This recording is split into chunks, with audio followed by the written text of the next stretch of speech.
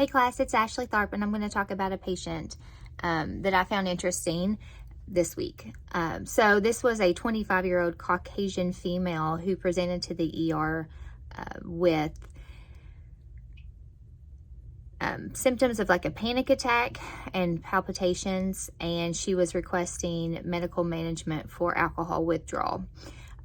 She has a past psychiatric history of anxiety, depression, and alcohol use disorder.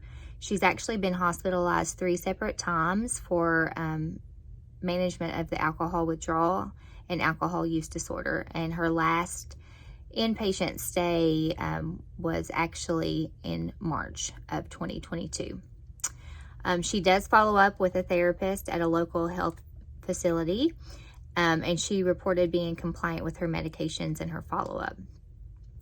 The patient reported in the ER that she was having symptoms of a panic attack, including heart palpitations, extreme anxiety, feelings of increased blood pressure, and diarrhea due to starting the detox from alcohol.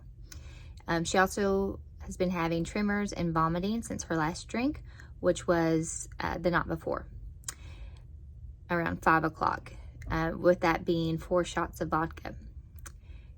So she actually was reporting to us that while she was in the ER, she started to see the ceiling tiles move, and she reported seeing a clear alligator on the ceiling. So she had visual hallucinations.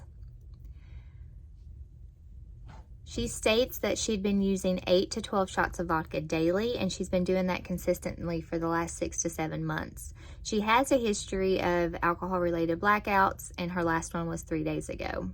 But she did not any history of DTs or seizures. She started drinking after her father's death in 2018. She also denied any suicidal or homicidal ideas, plans, or intent. She was taking Buspar, 15 milligrams 4 times a day, folic acid, 1 milligram daily, and Seroquel, 50 milligrams at bedtime, and magnesium oxide, 400 milligrams daily. She did report a depressed mood. She also reported anxiety, poor concentration, feelings of panic, racing heart, and she had fingerprint bruises on her chest where she would press on her chest frequently to make sure her heart was beating as it was supposed to. She reported crying spells, poor sleep, and nightmares consistently.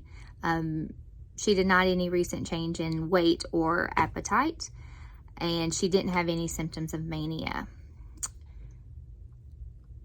So this patient was admitted and followed by the inpatient behavioral health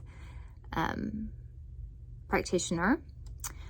And so you can read a little bit more about my patient and what her diagnosis was, the support for the diagnosis, the medications that were started on her, and more information in the paper that I'm submitting below. She actually got the diagnosis of alcohol use disorder severe and dependence, generalized anxiety disorder, major depressive disorder, recurrent episode moderate, cannabis use disorder mild, hypomagnesemia, I didn't say that right, I'm sorry, and hypokalemia. She was managed by continuing her home meds, and she was initiated on the CWAL Protocol 1 since she was under the age of 60 and she had unremarkable liver enzymes. So Valium was the pathway that was chosen.